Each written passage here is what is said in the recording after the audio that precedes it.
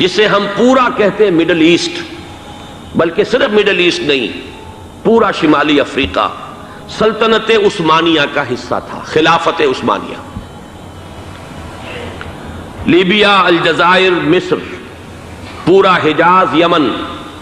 پورا عراق، شام، اور یہ شام ہی کے حصے ہیں در حقیقت، اردن اور لبنان، یہ سب، یہ شام عرب، عراق عرب، یہ پورا علاقہ خلافت عثمانیہ یہ اس کا حصہ تھا۔ پہلی جنگ عظیم میں انگریزوں نے عربوں کو بغاوت پر آمادہ کیا، غداری پر آمادہ کیا، انہوں نے خلافت عثمانیہ کے خلاف بغاوت کی، بیج بوئے ان کے دلوں کے اندر نفرت کے، ابھارا انہیں کہ تم ترکوں کے غلام کیوں ہو، تمہیں خود حاکم ہونا چاہیے، تم کھڑے ہو جاؤ، ہم مدد کریں گے، تم بغاوت کرو، تم ان ترکوں کے خلاف ہماری مدد کرو، ہم تمہیں آزاد کر دیں گے، تم اپنے پاؤں پر خود کھڑے ہو جانا۔ یہ بہت ہی ہمارے لیے دردناک المیہ ہے اس پہلی جنگ عظیم کا۔ کرنل لارنس جیسا شخص، برطانوی استعمار، اور اس کے نتیجے میں عربوں نے بغاوت کی۔ اور اس قدر دردناک بات آپ کو بتا رہا ہوں، میں پہلی مرتبہ جب سن 62 میں حج کے لیے گیا مدینہ منورہ میں، ابھی وہ ریل کے انجن کھڑے ہوئے تھے۔ یہ ترکی کے زمانے میں، سلطنت عثمانیہ کے زمانے میں بغداد سے مدینے تک ریلوے لائن تھی۔ یہ پورا ایک عالم سلطنت عثمانیہ، صرف سلطنت نہیں، خلافت عثمانیہ، پوری ٹرینیں جو ہے ترکوں کی اڑائی گئی، ہزاروں ترکوں کو شہید کیا گیا، یہاں تک کہ صحن حرم میں شہید کیے گئے سینکڑوں ترک۔ یہ جرم تھوڑے نہیں ہے، معمولی نہیں ہے۔ آج جس کی سزا مل رہی ہے، معلوم ہونا چاہیے کہ وہ جرائم کون کون سے تھے۔ اب بھی جو لوگ گئے ہیں انہوں نے دیکھا ہوگا، ترکی کا قلعہ موجود ہے اوپر پہاڑی کے اوپر، حرم کا جو سب سے بڑا دروازہ ہے باب ملک عبدالعزیز، اس کے سامنے ایک لائبریری ہوتی تھی، اب تو غالباً وہ بھی گرا دی گئی ہے، اس کے پیچھے پہاڑی پر ترکوں کا قلعہ ہے پرانا، اس پر توپیں موجود تھیں۔ جب بغاوت ہوئی ہے، جو حرم میں آئے ہوئے تھے ترک فوجی، ظاہر بات ہے نہتے، وہ تو نماز پڑھنے آئے ہوئے تھے، ان کو وہاں ذبح کیا گیا ہے، اور ترکوں نے اپنی توپیں استعمال نہیں کی کہ کہیں بیت اللہ کو کوئی گدن نہ پہنچ جائے۔ بہرحال یہ غداری ہوئی ہے پہلی جنگ عظیم کے دوران، اور نہ صرف ترکوں پہ عربوں نے کی ہے۔ جیسا کہ میں نے کہا تھا، دو ہیں سب سے بڑے مجرم روئے ارضی کے اوپر امت مسلمہ کے طبقات۔ ہمارا پنجابی سپاہی بھی جا کر انگریزوں کی مدد کر کے ایلن بی کو قبضہ جو لے کر دیا بغداد کا، اس میں ہمارے مسلمان پنجابی سپاہی بھی شامل تھے۔ یہ خون چکاں باب ہے ہماری تاریخ کا اس صدی کا۔ لیکن اس کے بعد سلطنت عثمانیہ کے ٹکڑے ہو گئے، چیتھڑے ہو گئے۔ ایک انگریز نے لکھا ہے، یہ جملہ ذہن میں بجھا ہوا جملہ، کہ تاریخ میں یہ بات ثبت ہو جائے گی کہ ایک انگریز نے اس سلطنت کے ٹکڑے کر دیے کہ جو عمر فاروق نے قائم کی تھی رضی اللہ تعالی عنہ۔ یہ پورا عالم، یہ تمام علاقہ کس نے فتح کیا تھا؟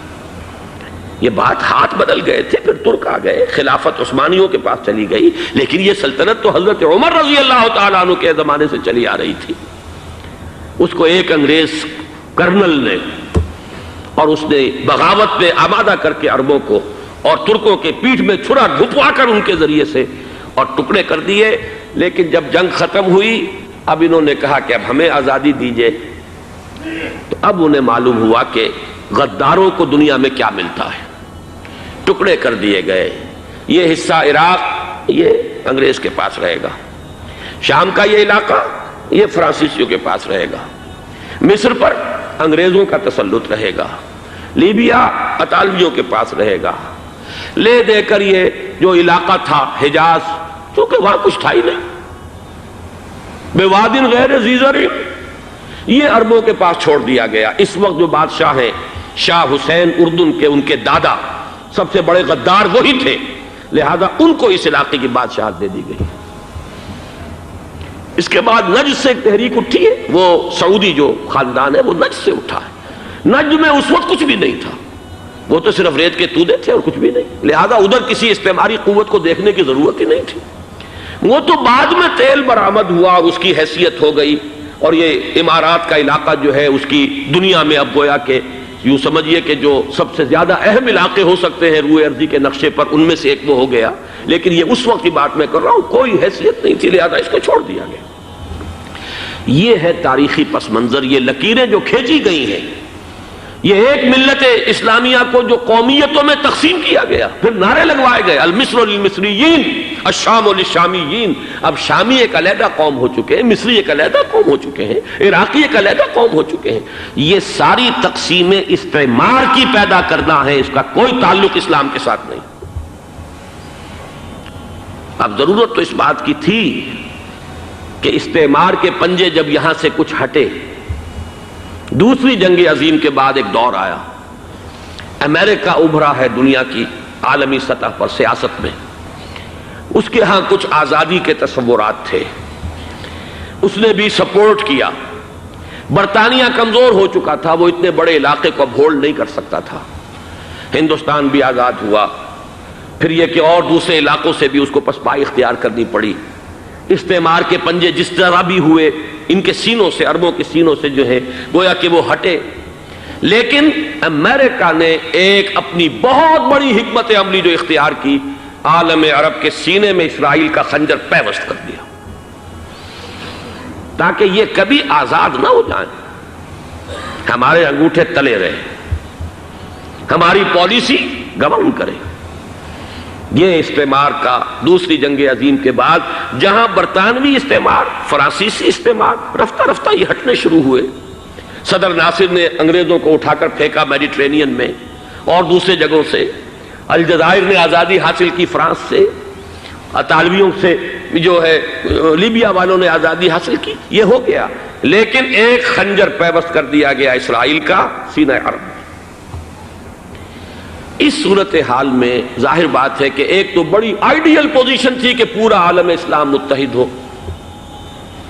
لیکن وہ تو بہت دور کا خواب معلوم ہوتا ہے۔ علامہ اقبال سے بڑا کوئی نقیب نہیں ہے ملت اسلامی کی وحدت کا، ایک ہو مسلم حرم کی پاسبانی کے لیے نیل کے ساحل سے لے کر تا بخاک کے کاشغر، لیکن انہیں بھی اپنے لیکچرز میں کہنا پڑا کہ اس وقت جو صورتحال ہے پورے عالم اسلام کی ایک وحدت بن جانا تو تقریباً ناممکن نظر آ رہا ہے۔ اگر کسی طرح ایک common wealth of Muslim nations وجود میں آ جائے تو بھی بڑی کامیابی ہوگی، لیکن اس سے بھی پہلے یہ تو زیادہ آسان تھا کہ عالم عرب ایک وحدت کی شکل اختیار کر لے۔ یہ تو ایک قوم ہے، اکثر و بیشتر ایک نسل یا زیادہ دو نسلیں کہہ دیجئے، شمالی افریقہ میں بربر نسل بھی ہے، باقی تو سب عرب ہیں۔ یہ پورا عالم ایک نسل، ایک زبان، پورے اتنے رقبے کے اوپر بولے جانے والی ایک زبان، یہ تو ایک ہو جائے۔ افسوس یہ ہے کہ اس کا ایک ہو جانا، ایک شخصیت ابھری تھی جو مذہبی مزاج کی شخصیت تھی، جو دینی مزاج کی حامل شخصیت تھی، اگر اس کی قیادت میں عالم عرب متحد ہو جاتا تو واقعتاً ایک بہت بڑا جو ہے مرحلہ وہ طے ہو جاتا پوری عالمی ملت اسلامیہ کی ایک وحدت اختیار کرنے کا۔ وہ شخصیت تھی شاہ فیصل شہید کی، اور اس لفظ کے ساتھ ہی آپ کے ذہن میں آ گیا ہوگا کیوں انہیں شہید کر دیا گیا، کس نے کیا کرایا، کہاں سے تعلیم حاصل کر کے آیا تھا وہ جس نے شہید کیا شاہ فیصل شہید کو، اس کی گردن پر کون سوار تھی، وہ یہودی لڑکی کے جس کے فوٹو بھی شائع ہوئے، ایک گردن پر اٹھائے کھڑا ہوا شہزادہ اپنی ایک یہودی دوست کو، لڑکی کو، اور وہی ہے کہ جس نے جا کر پستول سے شہید کیا ہے۔ جان میں اچھی طرح جان لیجئے، جیسے بارہا میں نے عرض کیا ہے کہ حضرت عمر کو شہید کرنے والا کہنے کو ابو لولو فیروز تھا، لیکن اس کے پیچھے پورا ایرانی نسل پرستی کا جو پورا پس منظر ہے، اسے تو ہر شخص جس کی ذرا بھی نگاہ جو ہے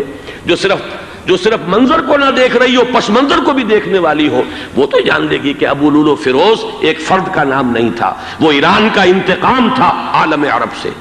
بالکل اسی طریقے سے یہ امریکی استعمار کا ہتھ کنڈا تھا، اسے محسوس ہوا۔ شاہ فیصل مذہبی مزاج کا شخص یہ ابھر رہا ہے، اور یہ شاہ فیصل کی حکمت عملی کا ذرا آپ اندازہ کیجئے۔